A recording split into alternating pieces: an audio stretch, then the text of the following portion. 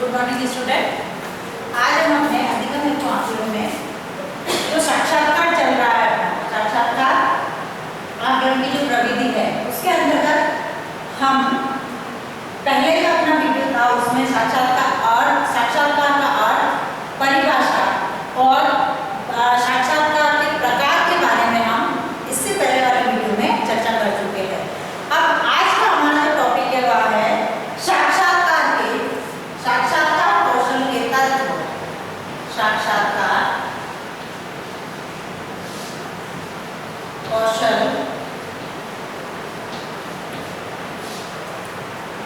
के तत्व।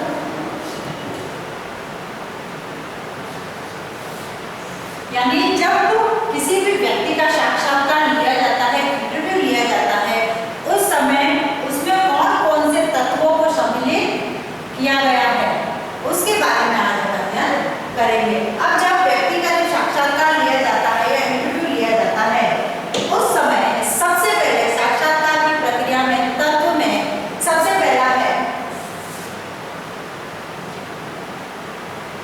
घनिष्ठता।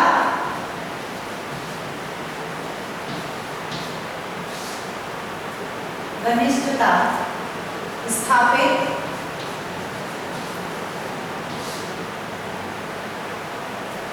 तथा उद्देश्य स्पष्ट करना। यानी जब किसी भी इंटरव्यू का या साक्षात्कार का जो प्रारंभ किया जाता है तब उसका उद्देश्य स्पष्ट होना आवश्यक है कि किस उद्देश्य से यह साक्षात्कार लिया जा रहा है तथा साक्षात्कार का जो प्रारंभ होता है उस समय उत्तरदाता तथा साक्षात्कारकर्ता यानी जो इंटरव्यू ले रहा है और जो इंटरव्यू दे रहा है उनके मध्य घनिष्ठता के संबंध स्थापित होने चाहिए। और घनिष्ठता के संबंध स्थापित कब होंगे? जब साक्षात्कार से पूर्व इंटरव्यू देने वाला व्यक्ति लेने वाले के पास जाता है तब इंटरव्यू जब लेने वाला व्यक्ति उसका मुस्कुराकर अभिवादन करे या उससे बात करते समय ठीक तरीके से पेश आए या फिर यूँ कह सकते हैं कि उन दोनों के मध्य जब सामान्य जानकारी से या सामान्य पूछताछ से धीरे धीरे करके उन दोनों के मध्य घनिष्ठ संबंध स्थापित करते हैं।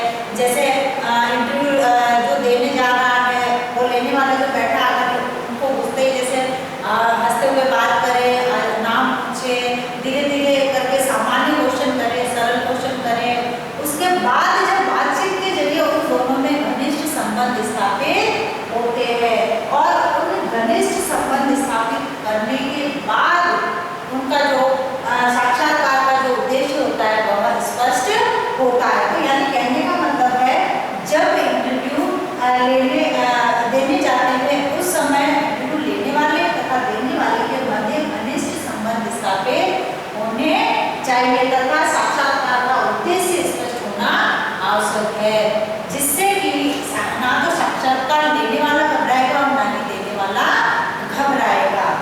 दूसरा जो इसका आता है प्रश्न पूछना।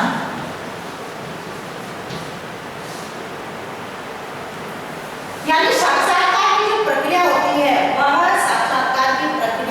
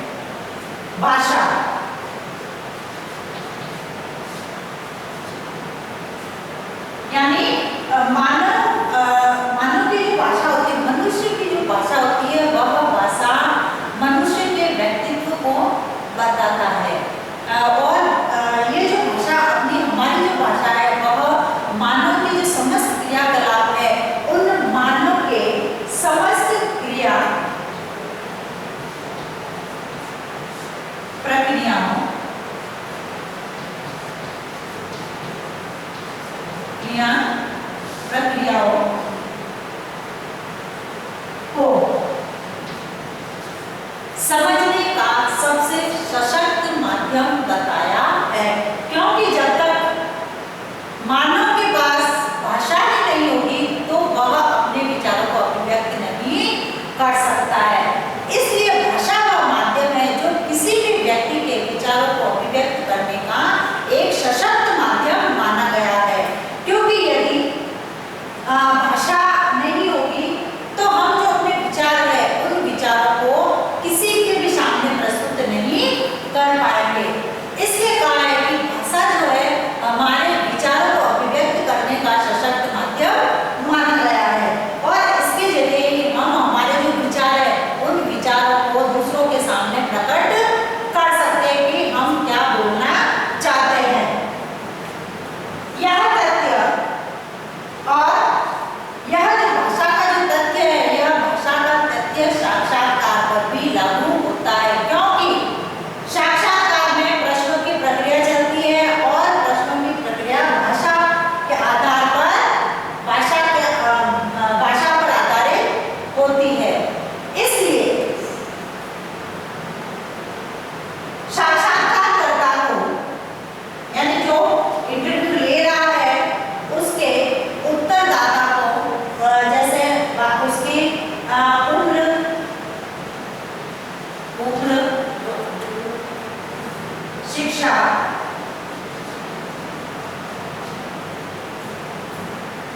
सामाजिक आर्थिक स्थिति है, उसकी भौगोलिक स्थिति है, उसके अंतर्गत है, उस विषय से पूर्ण प्रश्न पूछे जाने चाहिए। जैसे यदि इंटरव्यू लेते समय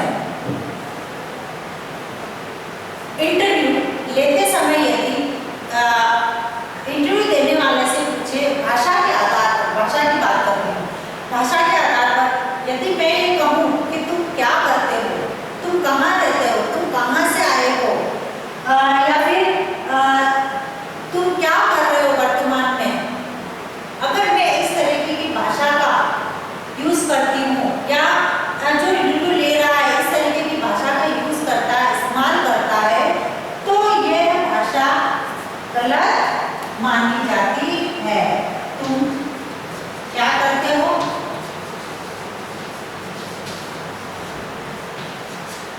तुम कहाँ रहते हो, तुम कहाँ से आए हो, या तेरी शादी हो गई, ये जो भाषा है इस भाषा का गलत इस्तेमाल किया जाता है। तो यहाँ क्योंकि कहा है कि भाषा व्यक्तित्व को दर्शाता है, तो इसी तरीके से यदि कोई साक्षात्कार लेने वाला व्यक्ति ऐसी भाषा का उपयोग करे, जैसे आप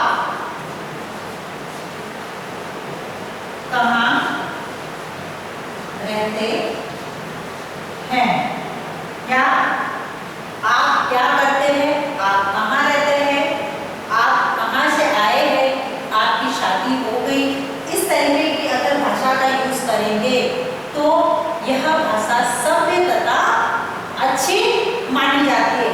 तो यानी हमारी जो भाषा है हमारे व्यक्तित्व को दर्शाती है, और जब साक्षात्कार लेने वाला और देने वाला दोनों ही यदि इस तरीके की भाषा का यूज करेंगे तो वह जो साक्षात्कारकर्ता और साक्षात्कार लेने वाला और देने वाले के मध्य जो है घनिष्ठता के संबंध स्थापित हो सकेंगे भाषा के आधार पर।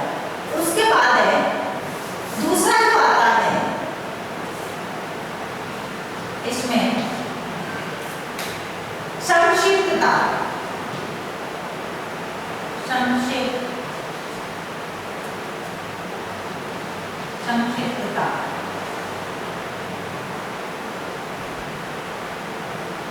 संक्षिप्तता से अर्थ है कि साक्षात्कारकर्ता के प्रत्येक प्रश्न का, जो इंटरव्यू ले रहा है उसके प्रत्येक प्रश्न का उत्तर संक्षिप्त रूप में सामने आ जाए।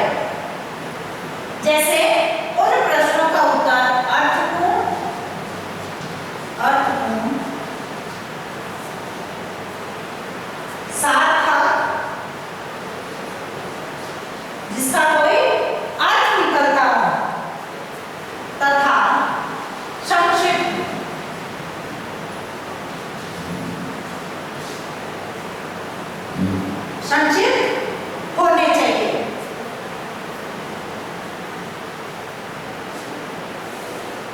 यानी जो प्रश्न पूछ रहा है वह प्रश्न पूछने वालों के जो प्रश्न है उस प्रत्येक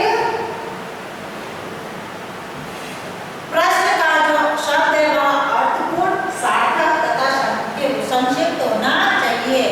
जैसे उदाहरण के तौर पर प्रश्न बताऊं, यदि प्रश्न करूं, क्या आप बता सकते हैं, क्या बता सकते हैं परिवार में कितने सदस्य हैं? तो यानी इसमें एक संक्षिप्त उत्तर आ गया।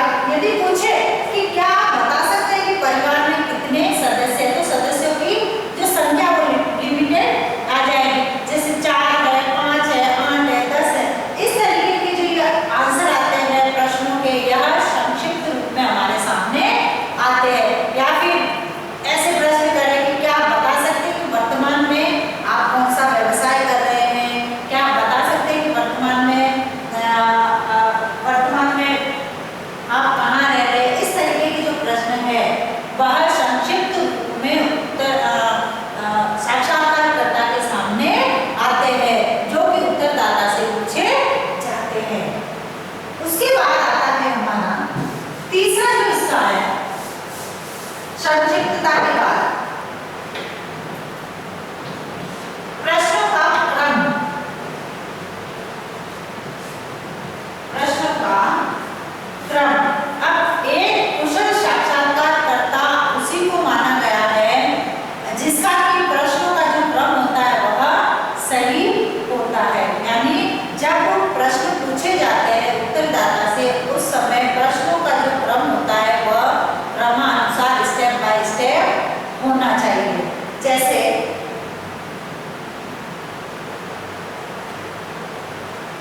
और यदि प्रश्नों का क्रम सही नहीं होगा और उत्तरदाता से बार बार एक ही प्रश्न किया जाता है, तो उस समय उसके सामने कंफ्यूजन की स्थिति उत्पन्न हो जाती है तथा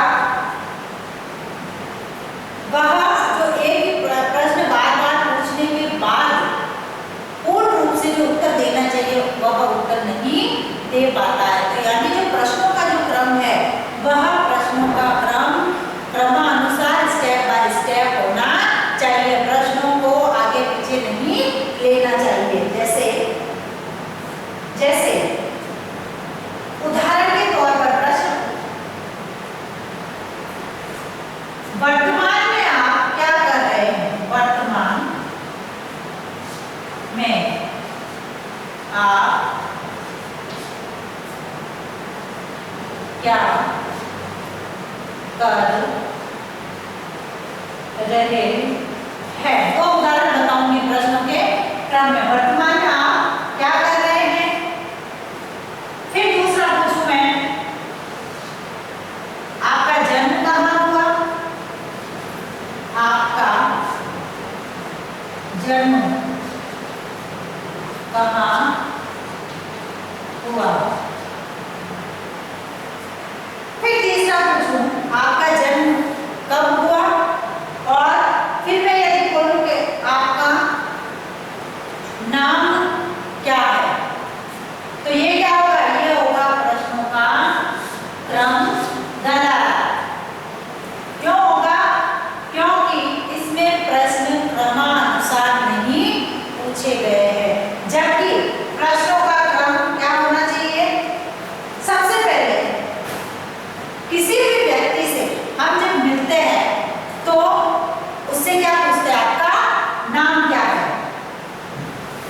तो यही साक्षात्कार में होता है। प्रश्नों के क्रम में सबसे पहले व्यक्ति का नाम, आपका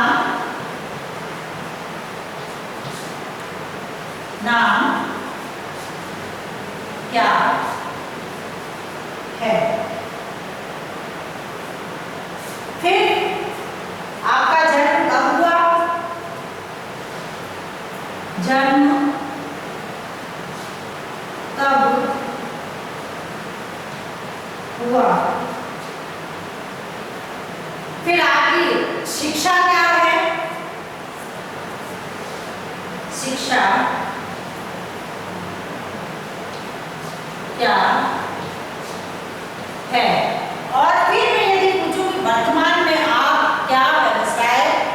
रहे हैं या वर्तमान में आप कहाँ कार्यरत है, आप कहाँ कार्य करते हैं। तो ये जो प्रश्नों का क्रम होगा, यह है प्रश्नों का क्रम सही होगा। तो यानी प्रश्नों का जो क्रम होना चाहिए वह सही होना चाहिए, तभी साक्षात्कार देने वाला या इंटरव्यू देने वाला उन प्रश्नों का सही क्रम में आंसर दे सकता है। उसके बाद आता है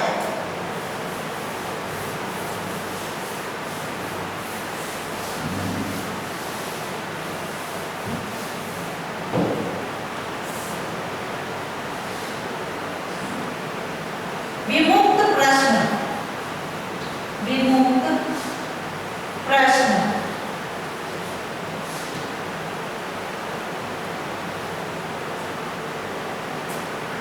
अब विमुक्त प्रश्न किसे कहते हैं, पहले ये देखेंगे। वे प्रश्न जिसमें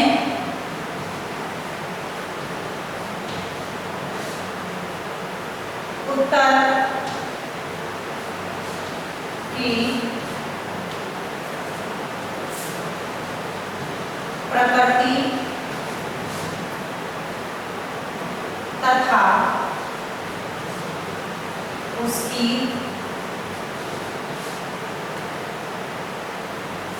सीमा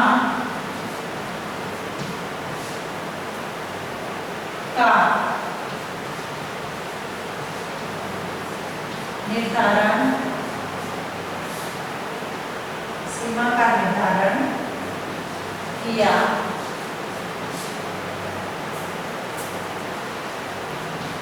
जाता है।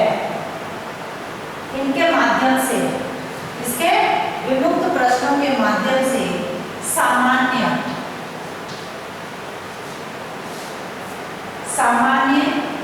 सूचनाएं प्राप्त होती है, जिसमें प्राय ऐसे प्रश्न पूछे जाते हैं क्या, कब और कैसे, इस तरीके के जो प्रश्न होते हैं इनको पूछा जाता है। यानी विमुक्त प्रश्न वे प्रश्न हैं जिसके उत्तर की प्रकृति तथा उसकी सीमा का निर्धारण किया जाता है। यानी उत्तर की प्रकृति क्या है और किस सीमा तक उसको पूछना है, जिसमें क्या, कब, क्यों जैसे प्रश्न सम्मिलित किए गए हैं। और इनसे जब प्रश्न पूछे जाते हैं इस प्रकार के, तो उसमें जो सामान्य सूचनाएं होती है वह सामान्य सूचनाएं हम इनके माध्यम से प्राप्त करते हैं। अब जैसे इसमें प्रश्नों का जो आधार होता है वह, आप शिक्षक क्यों बनना चाहते हैं, आप शिक्षक क्यों बनना चाहते हैं।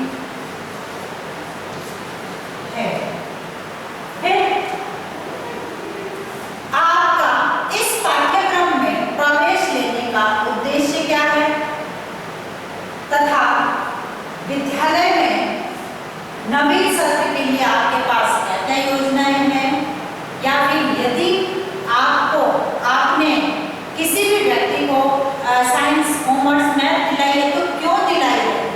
इस तरीके के जो प्रश्न हैं जिनकी प्रकृति और उसकी सीमा निर्धारित होती है, ऐसे साक्षात्कार में इस तरीके के प्रश्न को पूछा जाता है, जो कि विमुक्त प्रश्न कहलाते हैं। उसके बाद आता है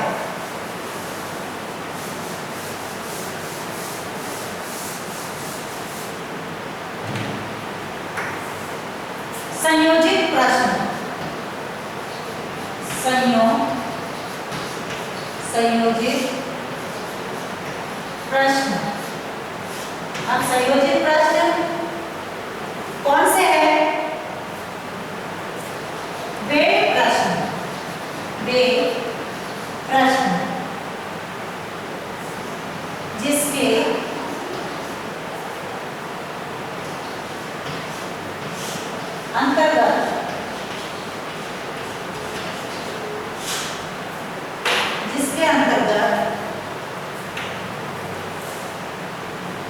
संभावित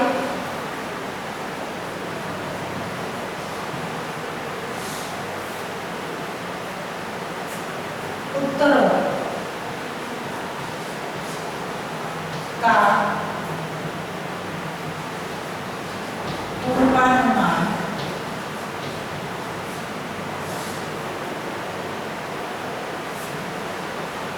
लगाया जा सके। संयोजित प्रश्न, संयोजित प्रश्न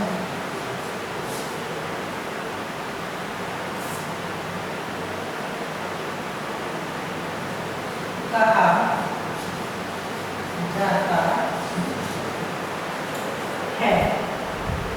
इन प्रश्नों के माध्यम से, अब ये जो संयोजित प्रश्न है, इन प्रश्नों के माध्यम से जो विशिष्ट सूचनाएं हैं, उन विशिष्ट सूचनाओं को कुछ ही शब्दों में प्राप्त किया जा सकता है।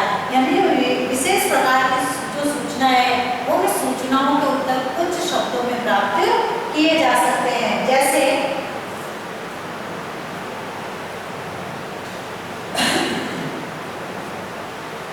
सत्य तथा असत्य वाले प्रश्न, हाँ या ना में उत्तर देना, सत्य तथा असत्य में उत्तर देना, सत्य तथा असत्य, या फिर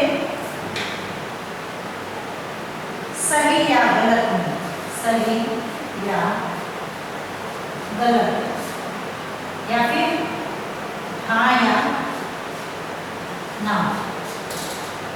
इस प्रकार के उत्तरों में पूर्वानुमान लगाया जाता है। जैसे क्या आपकी शादी हो गई है, क्या आप अविवाहित हैं, क्या आप छात्रावास में रहते हैं, क्या आप वहां पर रहते हैं, क्या आप ये करते हैं। इस तरीके के जो प्रश्न हैं, उन प्रश्नों के उत्तर या तो हमें सत्य असत्य में मिलेंगे, या फिर सही या गलत में मिलेंगे, या फिर हाँ या ना में मिलेंगे। तो इस प्रकार से ये जो साक्षात्कार कौशल के कुछ तत्व है। अब इसमें से जो नेक्स्ट जो तत्व है, नेक्स्ट जो स्टेप है, हम अपने नेक्स्ट वीडियो में करेंगे। अब ये आज का आपका ग्रहण कार्य है।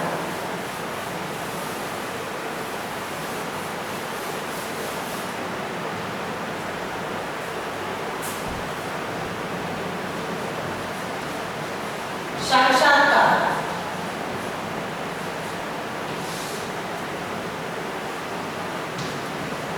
कौशल के तत्वों में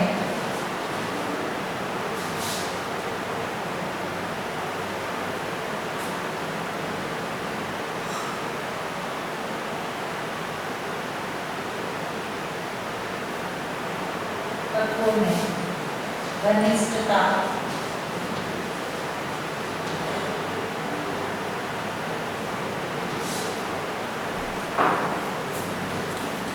स्थापित करना तथा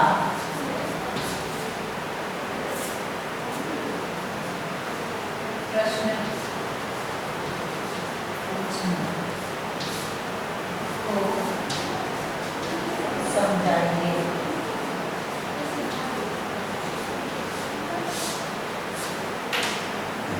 अब एक विशेष बात, जैसे कि सभी जानते हैं कि कोरोना चल रहा है तथा इससे बचाव हेतु उपाय करने हैं तथा उन छोटे छोटे उपायों द्वारा हम इस कोरोना जैसी महामारी से निजात पा सकते हैं।